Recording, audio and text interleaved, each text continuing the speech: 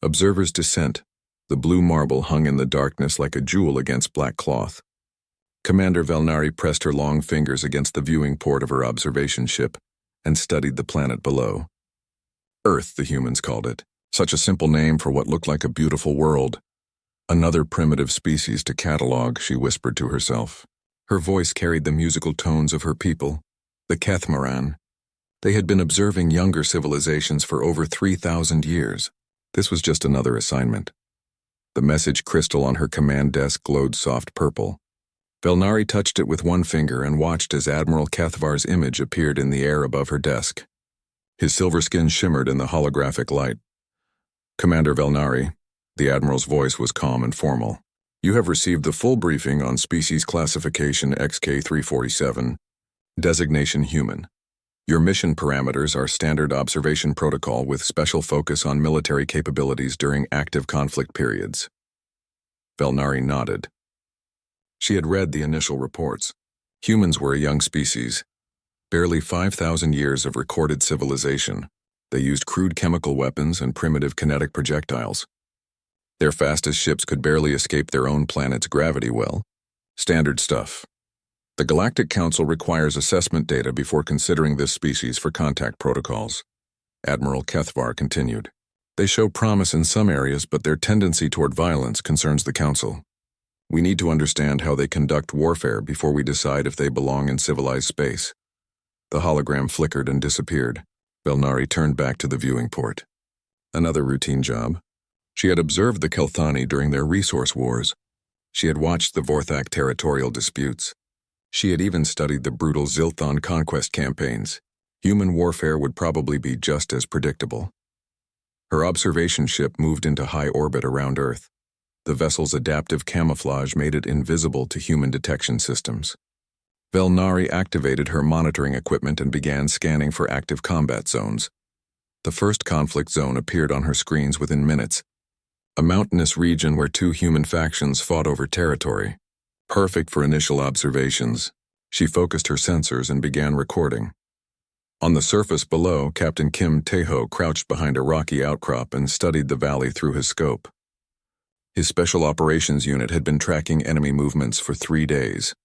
20 soldiers under his command, all experienced fighters. The enemy had taken position in the village below. Valnari watched Kim Taeho through her sensors. The human looked typical for his species. Dark hair, brown eyes, lean build adapted for endurance rather than raw strength.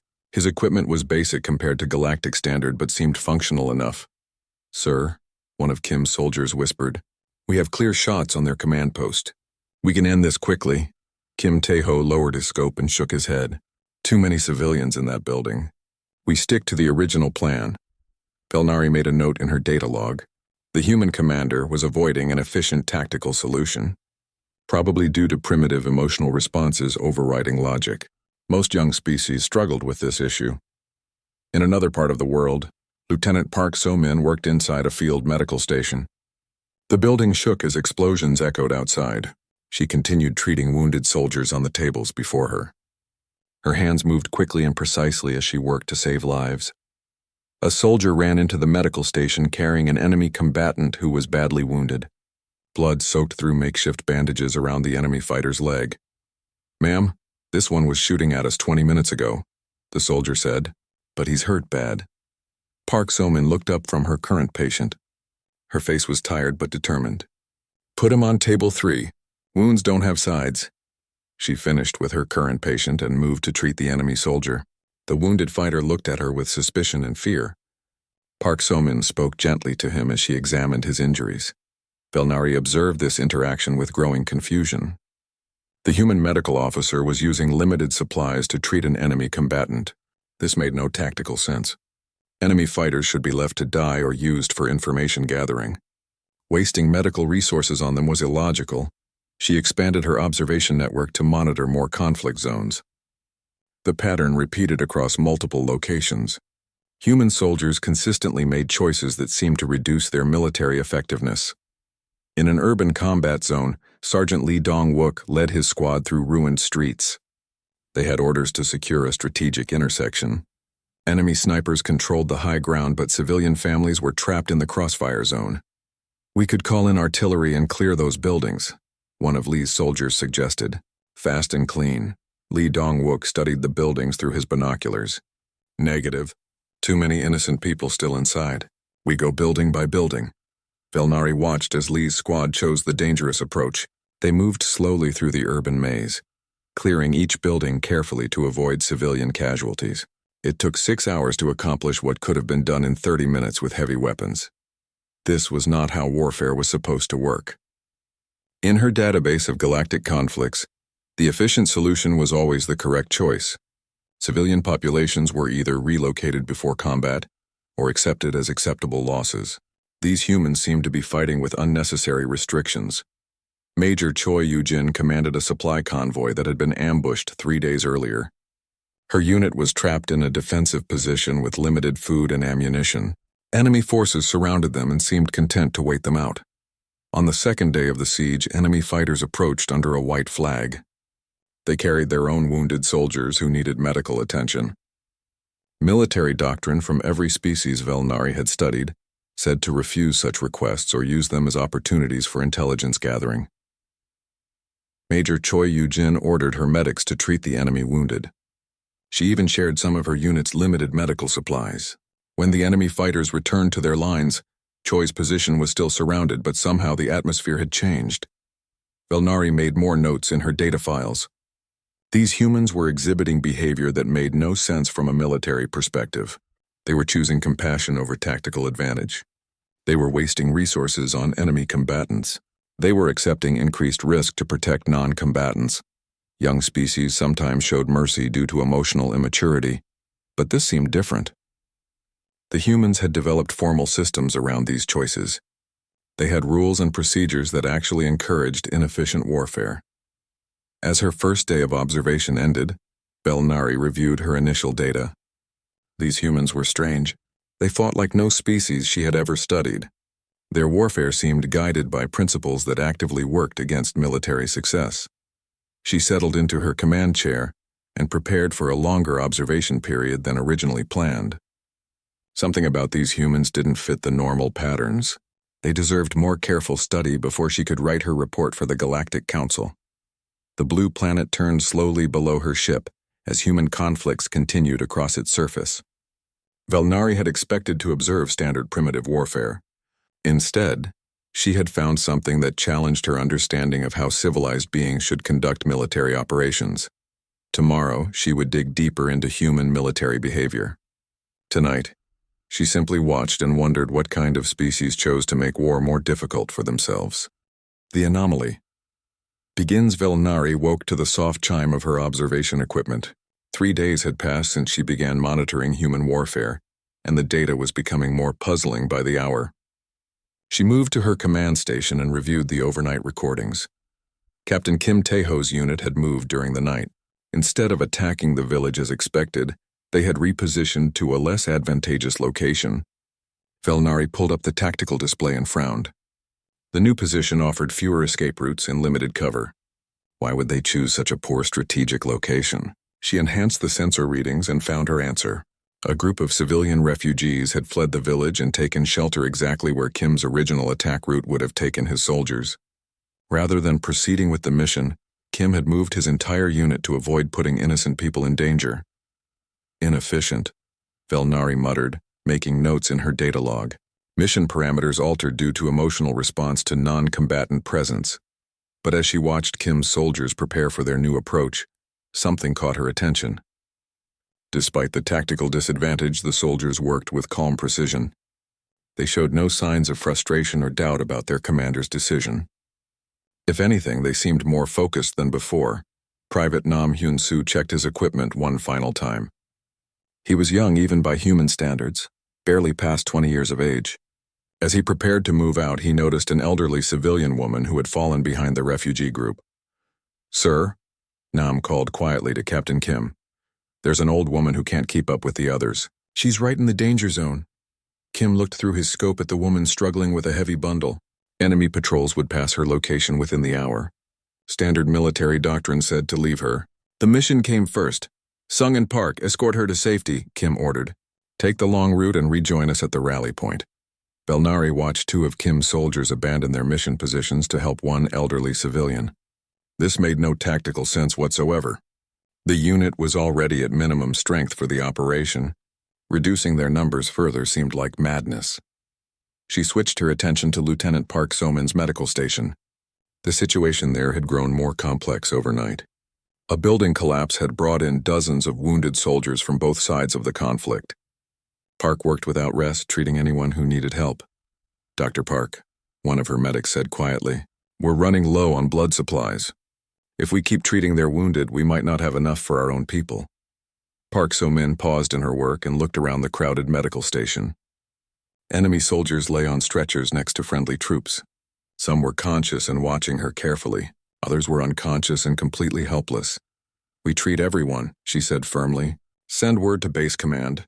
Tell them we need emergency medical supplies. Until then, we work with what we have." Belnari accessed her database of galactic medical protocols. In every recorded civilization, medical resources during conflict were reserved for friendly forces first. Enemy combatants received treatment only after all friendly casualties were handled. Park So-min was doing the opposite. She expanded her monitoring to include more combat zones. Surely this unusual behavior was limited to a few individual humans. The pattern could not be universal. In a desert region, Colonel Han Ji-woo studied satellite images of an enemy stronghold. His mission was to capture a strategic communications facility. The most direct route would take his forces through a small town where civilians still lived. "Sir, the direct approach saves us 12 hours, his tactical officer explained. "We could be in and out before enemy reinforcements arrive." Colonel Han looked at the town on his map. Families lived there. Children played in those streets. Old people tended small gardens between the houses. "We take the mountain route," Han decided. "It's longer but keeps the town out of the fighting." "Sir, that route adds significant risk," the officer protested. "Enemy forces will have time to prepare defenses." "Then we better be very good at what we do," Han replied with a slight smile. Belnari recorded the exchange with growing amazement. A human military commander had just chosen the more dangerous option to protect civilians who had no strategic value. The colonel was risking his soldiers' lives and mission success for people who would never even know they had been protected. She shifted her attention to a naval engagement where Major Choi Yoo-jin's convoy was still under siege. The situation had changed dramatically overnight. Instead of continuing the standoff, both sides had established an informal medical exchange system. When either side had wounded soldiers, they would signal with white flags. Medical personnel from both forces would meet in the middle ground to exchange patients. Enemy medics treated friendly wounded while friendly medics treated enemy casualties. Choi Yoo-jin supervised one of these exchanges personally. She watched as her medics worked alongside enemy medics to save lives on both sides. The scene looked like cooperation rather than warfare. "This is unprecedented," Belnari whispered to herself. She had never seen anything like it in 3,000 years of galactic observation records. She pulled up comparative data from other species during similar conflicts. The Kelthani had shown mercy exactly 0 times during their resource wars. The Vorthak had negotiated medical exchanges twice in 50 years of territorial disputes, and only when they were losing badly. The Zilthon had never shown mercy to anyone under any circumstances, yet these humans were creating informal truces multiple times per day just to help wounded enemies. It made no sense from any military perspective, Belnari understood. As the day continued, she documented more examples of this strange human behavior. Sergeant Lee Dong-wook's urban combat unit spent an entire day evacuating civilians from a combat zone, instead of pressing their tactical advantage. They carried elderly people to safety and helped families flee the fighting. Captain Song Min-ho, a field hospital commander, received orders to relocate his medical facility to a safer position. Instead of following orders immediately, he delayed the move for 6 hours to stabilize critical patients who could not be moved safely. He risked enemy attack to save lives. Private Yoon Soo-bin, a demolitions expert, refused to use explosives that would damage a nearby school building. He spent extra time creating shaped charges that would collapse only the military target, while leaving civilian structures intact. Every example challenged Belnari's understanding of warfare. These humans fought as if they cared more about protecting innocents than winning battles. They treated enemies with the same medical care they gave their own soldiers. They risked their lives for people they had never met and would never see again. As her second day of observation ended, Velnari reviewed her growing data files. The pattern was consistent across all combat zones she monitored. This was not the behavior of a few unusual individuals. This seemed to be how humans conducted warfare as a species. She had expected to document standard primitive military tactics. Instead, she was recording something that had no parallel in galactic military history. These humans were fighting according to rules that made them less effective in battle. The question that troubled her most was simple. Why would any species voluntarily limit their military effectiveness? What possible evolutionary advantage could come from showing mercy to enemies and protecting helpless civilians during warfare? Velnari settled into her command chair for another night of observation. Tomorrow she would dig deeper into human military doctrine to understand the reasoning behind these puzzling behaviors. Tonight she simply watched and recorded as humans continued to fight wars unlike any she had ever seen. The philosophy of human war. Velnari had been observing humans for a full week when she decided to expand her investigation. The strange patterns she witnessed were not random acts of individual kindness. There seemed to be organized systems behind these choices. She needed to understand the structure that guided human military behavior.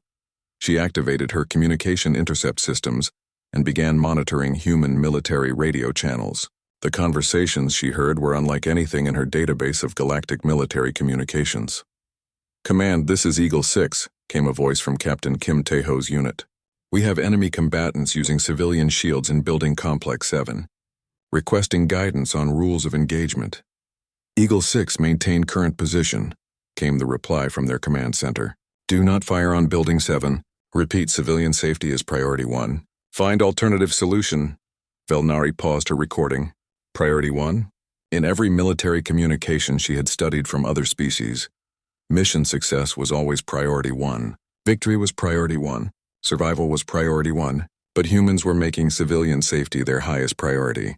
During active combat operations, she traced the communication back to its source and found Colonel Han Jiwoo coordinating multiple units from a command post. Han was studying maps and talking to his officers about something called rules of engagement. Velnari focused her sensors and listened carefully. "Remember, we follow the Geneva Conventions at all times," Han told his assembled officers. "No attacks on medical facilities. No targeting of civilians. No use of weapons that cause unnecessary suffering. We are not just soldiers, we are representatives of civilization itself." Geneva Conventions? Velnari had never heard this term. She accessed her ship's translation systems and found references to human documents that established international laws for warfare. As she read through the translated materials, her confusion deepened. These humans had created detailed written rules that limited how they could fight wars. They had voluntarily agreed to restrictions that made military operations more difficult and dangerous for themselves. Not only that, but they expected their enemies to follow the same rules. Lieutenant Park So-min's voice came through another channel as she coordinated with other medical units. "All medical personnel, remember that we treat patients based on severity of injury, not which side they fight for. The wounded have no enemies." Velnari cross-referenced this statement with medical protocols from other galactic species. The closest comparison was the Kelthani, who would sometimes spare enemy medics to treat their own wounded first. But humans were treating enemy wounded with the same priority as their own forces. She shifted her monitoring to focus on a new subject, Private Nam Hyun-soo, who was facing a difficult situation. His squad had cornered a group of enemy fighters in a residential building. The enemies were using civilian families as human shields. "I have clear shots on 3 targets," Nam reported to his squad leader. "But there are children in the line of fire." "Hold your fire," came the immediate response. "We do not take shots that might harm innocents. Find another way." Nam lowered his weapon despite having perfect tactical positioning. Velnari watched as his entire squad spent the next 2 hours developing an alternative plan that would capture the enemies without risking civilian lives. They used smoke grenades, distraction tactics, and careful positioning to isolate the combatants from the families. The operation took 10 times longer than a direct assault would have required. It used more resources and exposed the soldiers to greater danger. But when it was over, All the civilians were unharmed and the enemy combatants were captured alive. Why do they make it so difficult for themselves? Velnari wondered aloud. She found part of her answer when she intercepted a training communication from a human military academy. An instructor was teaching young soldiers about something called military ethics. The measure of a warrior is not just in victory, the instructor said, but in how that victory is achieved. We fight to protect the innocent, not to harm them. We fight to preserve civilization, not to destroy it. The moment we abandon our principles to win more easily, we become the very thing we fight against. This was completely contrary to military philosophy, as understood by every galactic species. The Vorthak taught that victory justified any means. The Zilthon believed that mercy was weakness that led to defeat. Even peaceful species like Velnari's own Kethmaran accepted that warfare required the temporary suspension of normal moral considerations. But humans seemed to believe that moral principles became more important during warfare, not less important. Major Choi Yujin's situation provided another example of this puzzling philosophy. Her convoy had been reinforced overnight, and she now had enough firepower to break the siege by force. Instead of ordering an immediate attack, she sent a message to the enemy forces. "We have medical supplies and food," her broadcast said. "Any wounded soldiers from either side can approach under white flags for treatment. We also have extra rations for anyone who needs them." Velnari watched in amazement as enemy soldiers actually responded to this offer. They brought their wounded for treatment and accepted food from the people they had been fighting. The siege continued, but it had transformed into something that looked more like a negotiation than a battle. She found an even more extreme example when she monitored Sergeant Lee Dong-wook's urban operations. His unit had been ordered to secure a strategic intersection, but they discovered that the building they needed to occupy was being used as a shelter by homeless civilians. "Sir, we could relocate these people to secure the building," one of Lee's soldiers suggested. Lee studied the frightened faces of the civilians inside. They were not combatants. They were not even citizens of either nation involved in the conflict. They were simply people with nowhere else to go. "We find a different building," Lee decided. "Set up observation posts in the surrounding structures. We can accomplish the mission without displacing these people." This decision created a tactical disadvantage that Lee's unit would have to overcome through superior planning and execution. They chose the harder path to avoid causing suffering to people who had no part in the conflict. Colonel Han Ji-woo's mountain route assault provided the most complex example of human military thinking. Despite choosing the dangerous approach to protect civilian areas, his forces were succeeding in their mission. They moved with precision and coordination that impressed even Velnari's analytical systems. How do they maintain such effectiveness while operating under such restrictions? She asked herself. The answer came when she monitored a planning session between Han and his officers. They were not just following rules blindly. They were using their ethical constraints as a framework for developing more sophisticated tactics. "Because we cannot use overwhelming force, we must be smarter," Han explained to his team. "Because we will not harm innocents, we must be more precise. These limitations do not make us weaker. They make us better soldiers." Captain Song Min-ho demonstrated this principle in action at his field hospital. When enemy forces approached his medical facility, he could have evacuated or called for military protection. Instead, he met the enemy commander personally under a medical flag. "This is a hospital," Song told the enemy officer. "We treat wounded from both sides according to medical need. You are welcome to bring your injured here, or you can attack a medical facility and violate every principle of civilized warfare." The enemy commander studied the hospital where his own wounded soldiers were being treated alongside their opponents. After a long moment, he ordered his forces to establish a protective perimeter around the medical facility instead of attacking it. Song had turned the hospital's vulnerability into a source of protection by appealing to shared principles that transcended the immediate conflict.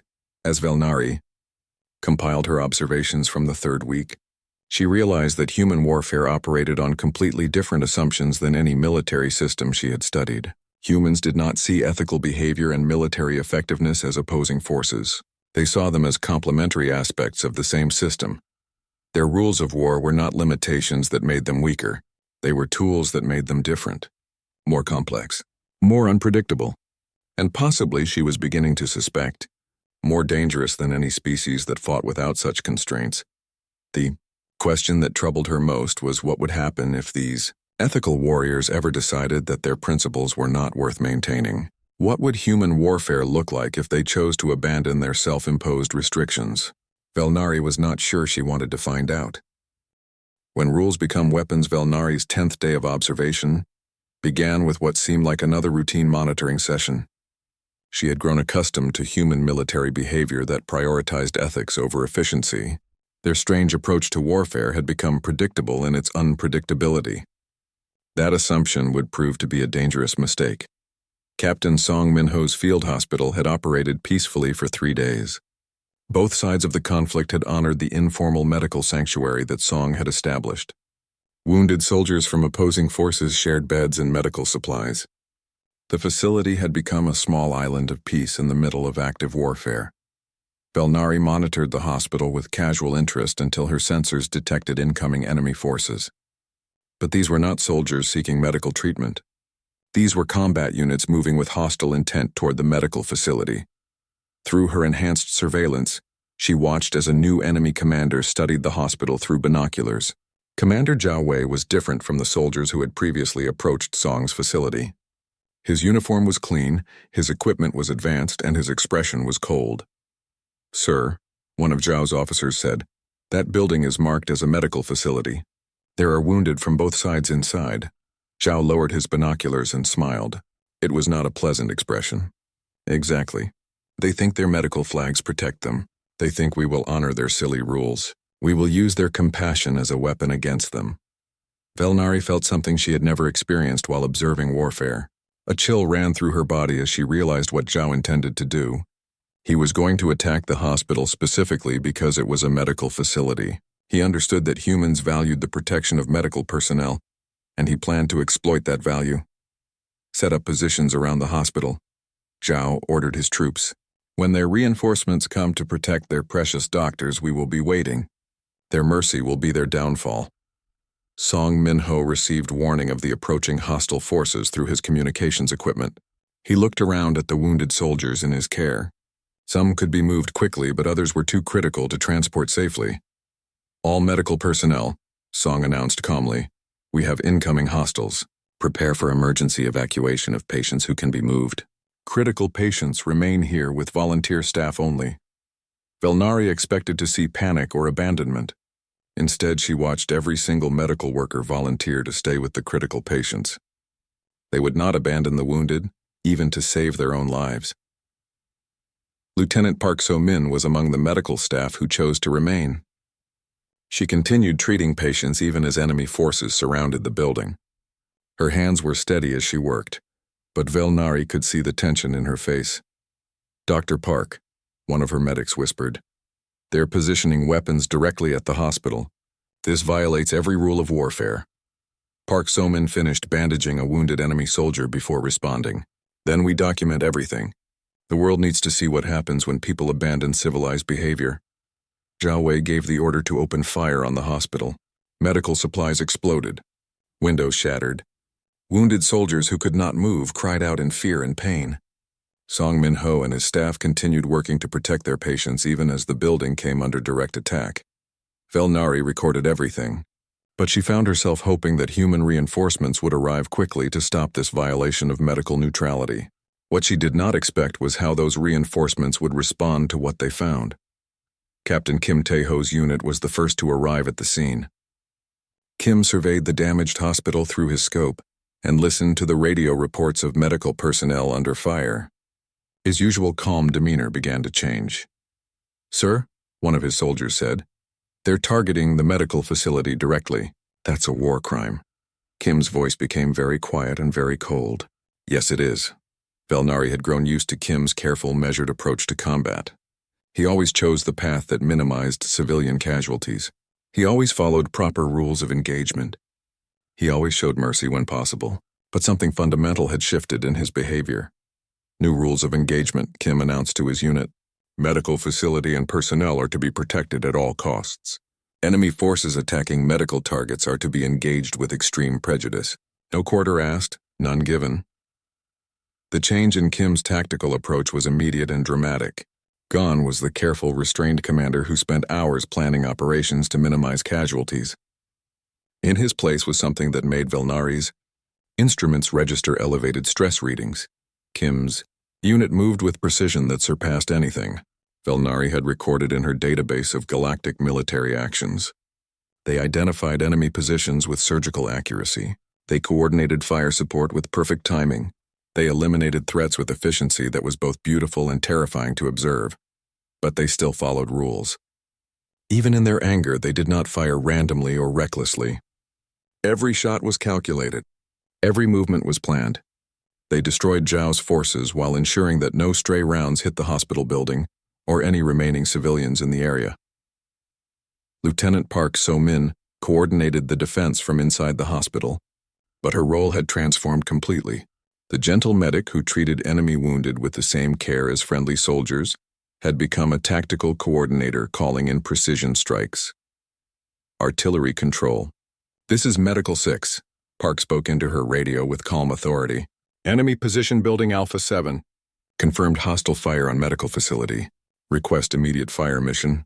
Danger close authorization granted." Velnari watched in growing amazement as Park provided targeting data that allowed friendly artillery to eliminate threats while avoiding any damage to civilian structures. The same medical knowledge that helped her save lives now guided her in taking them with surgical precision.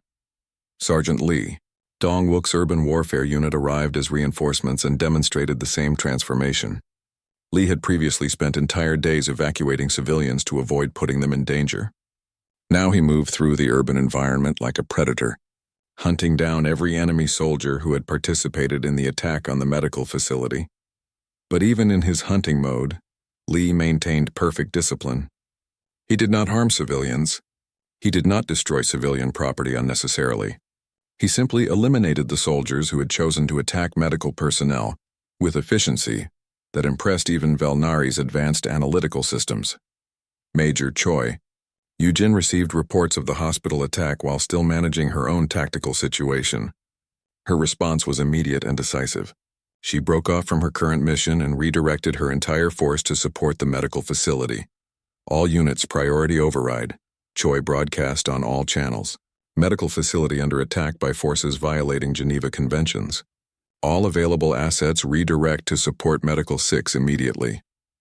The coordination that followed demonstrated human military capability that Velnari had not seen before.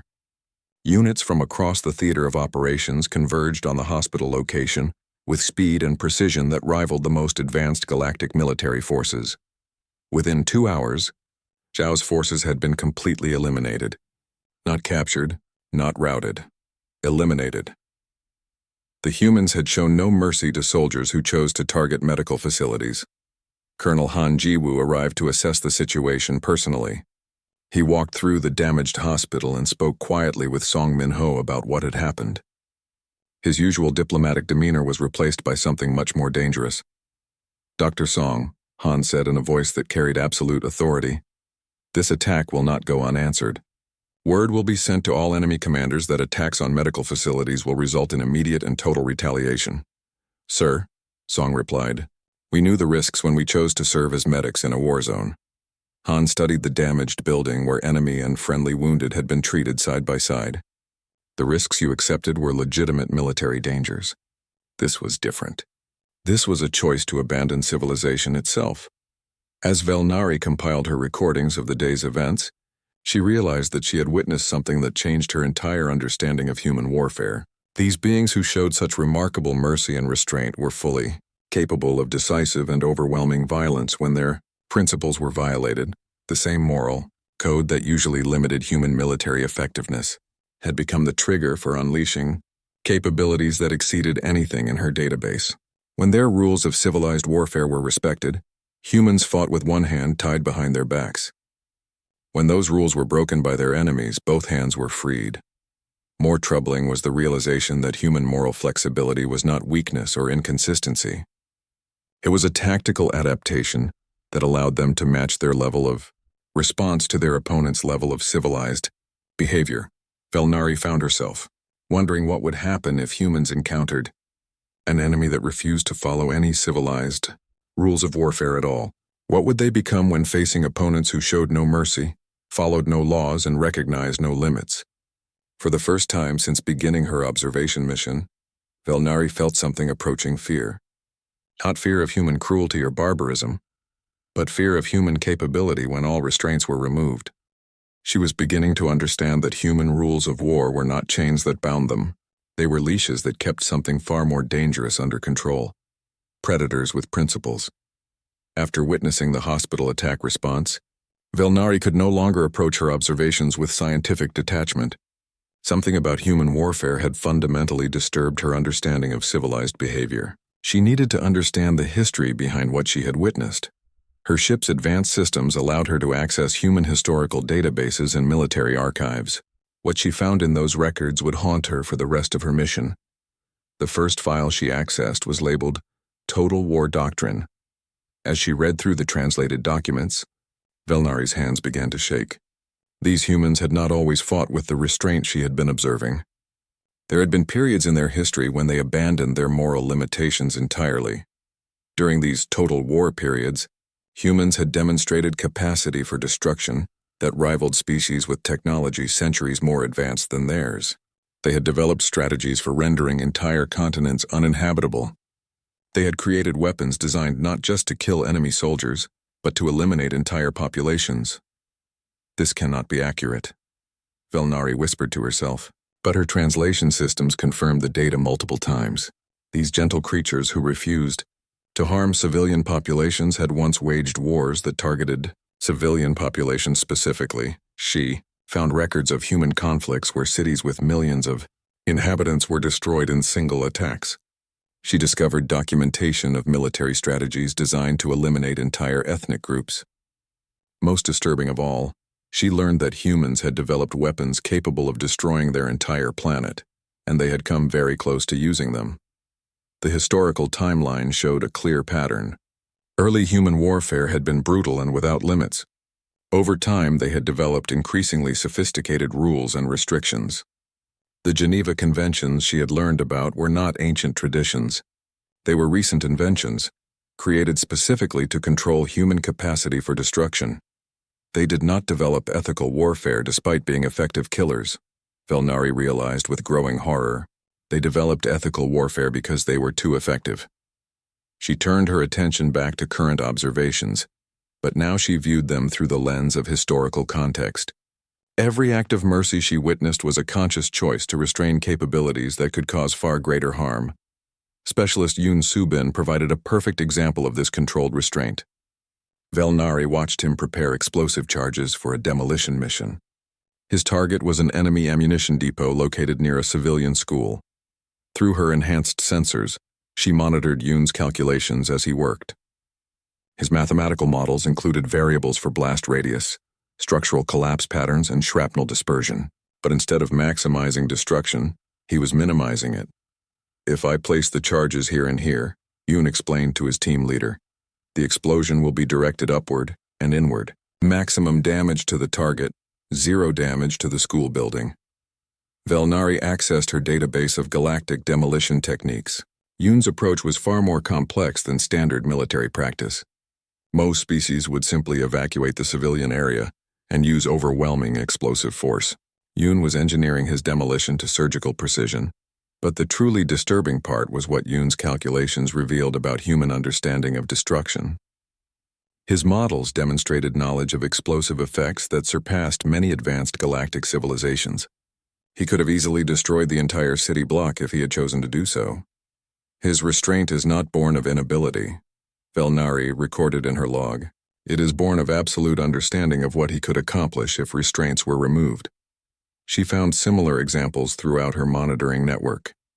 Private Nam Hyun-soo demonstrated marksmanship skills that allowed him to disable enemy weapons without harming the soldiers carrying them. His precision was remarkable, but his training record showed that he was equally capable of lethal shots at much greater distances. Captain Song Min-ho's field hospital operated with efficiency that impressed Velnari's medical analysis systems. But she noticed that Song's knowledge of human anatomy was comprehensive enough to save lives or end them with equal precision. His healing skills and his potential killing skills came from the same source of knowledge. The most revealing observation came when she monitored a strategic planning session led by General Park Chan-wook. The general was reviewing contingency plans for various escalation scenarios. Current rules of engagement remain in effect for all standard operations, General Park told his staff officers. However, if enemy forces resort to weapons of mass destruction or systematic targeting of civilian populations, we implement Protocol 7 immediately.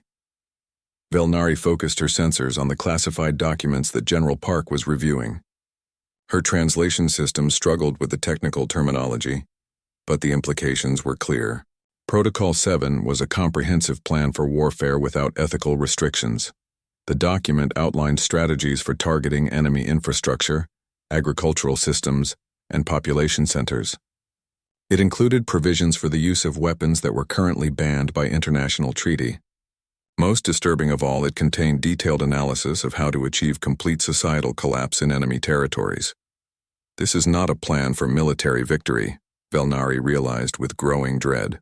This is a plan for species extinction. But Protocol 7 was not some theoretical document created by military academics.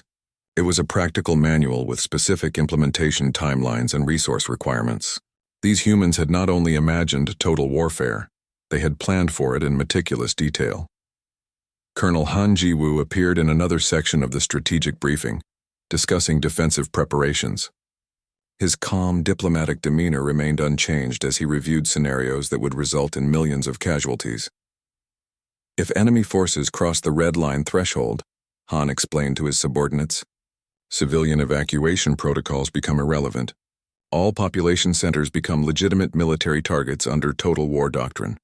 Rules of engagement shift to maximum destruction parameters. Velnari watched Han discuss the elimination of entire cities with the same measured tone he had used to plan civilian protection operations. The transformation was not emotional or dramatic. It was simply a professional shift from one set of operational parameters to another. Lieutenant Park So-min appeared in medical contingency briefings that were equally disturbing. Instead of planning to save lives, she was reviewing protocols for biological and chemical warfare response. Her medical knowledge, which currently served to heal both friendly and enemy casualties, could easily be redirected toward creating casualties on a massive scale. Medical, personnel and total war scenarios focus on maintaining friendly force effectiveness while implementing area denial through biological agents, Park stated matter-of-factly. Hippocratic oath is suspended under Protocol 7 activation. That by casual way these humans discussed abandoning their most sacred medical principles terrified Velnari more than any display of advanced weapons technology could have. She found the most chilling example in historical records of human conflicts where ethical restraints had been temporarily abandoned. During these periods, human military effectiveness had increased exponentially.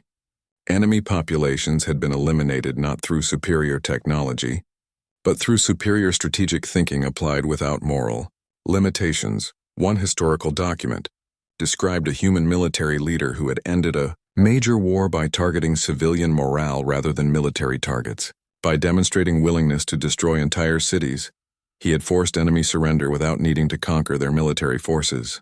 The strategy had worked precisely because it was so completely ruthless that the enemy could not conceive of an effective defense. They understand that the threat of total destruction can be more effective than actual destruction, Velnari noted, but they also understand that such threats are only credible if the capacity and willingness to follow through actually exists. As she compiled her observations from the second week of monitoring, Velnari realized that she had completely misunderstood the nature of human warfare. Their ethical constraints were not evolved limitations on primitive aggressive instincts. They were learned controls on capabilities that had proven too dangerous for their own survival. Every act of mercy she had witnessed was a conscious choice made by beings who understood exactly what alternatives were available. Every restriction they followed was a deliberate limitation placed on tactical and strategic options that could achieve far greater destruction. Most terrifying of all was the realization that human moral flexibility was not inconsistency or weakness. It was a calibrated response system that allowed them to match their methods to their opponent's level of civilized behavior. They could fight with restraint against civilized enemies, or they could abandon all restraint against opponents who threatened their fundamental values. Velnari found herself facing a question that challenged everything she thought she knew about civilized species.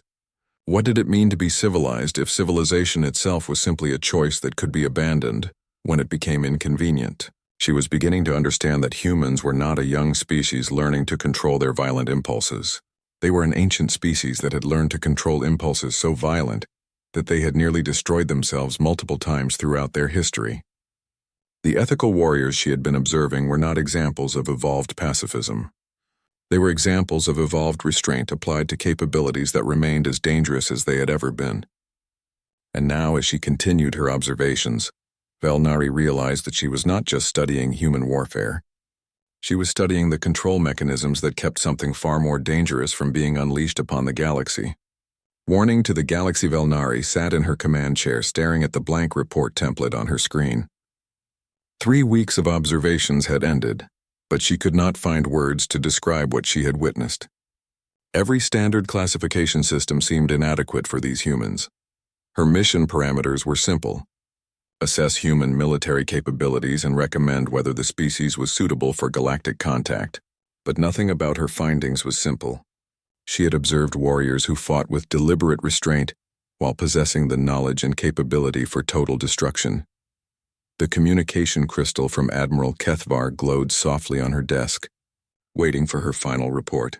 She knew what the Admiral expected: a routine assessment of primitive warfare tactics, basic threat evaluation, and standard recommendations for future monitoring or contact protocols.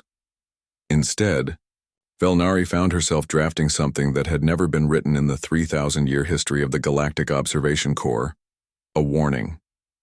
She began typing her official report, choosing each word carefully. To Admiral Kethvar and the Galactic Council. Subject: Species Classification XK347. Designation: Human.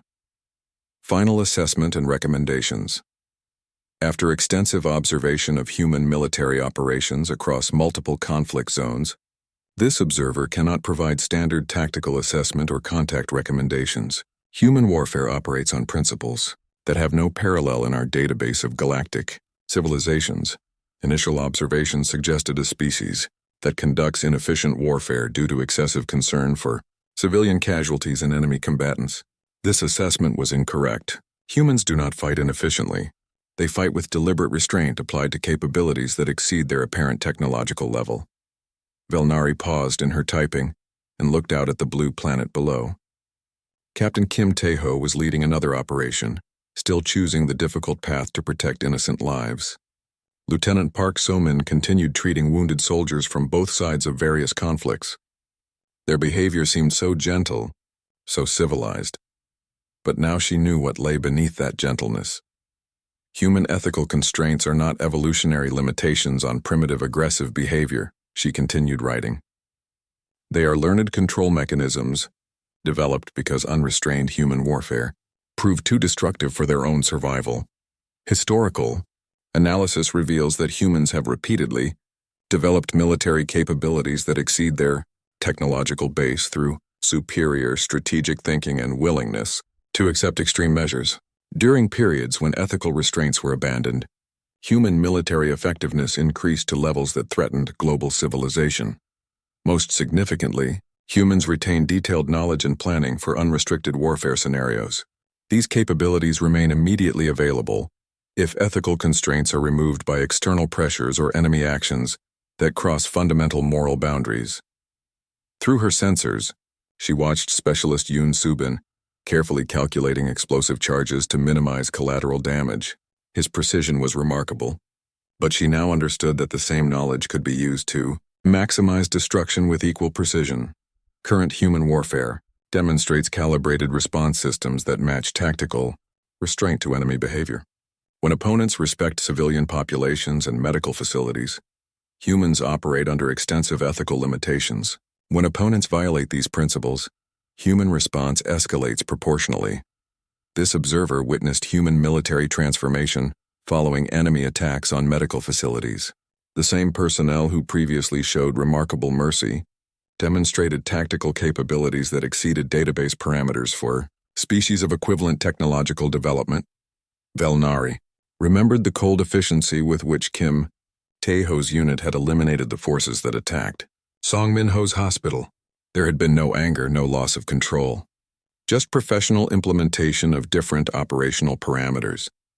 The most disturbing finding is that human moral flexibility is not weakness or inconsistency.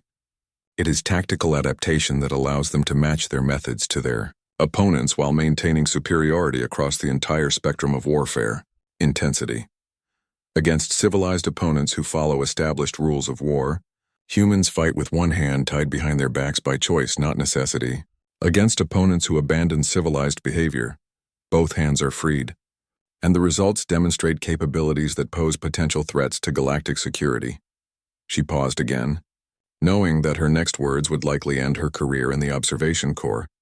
But she could not, in good conscience, recommend standard contact protocols for these humans. This observer's primary recommendation is immediate implementation of non-interference protocols with extended monitoring.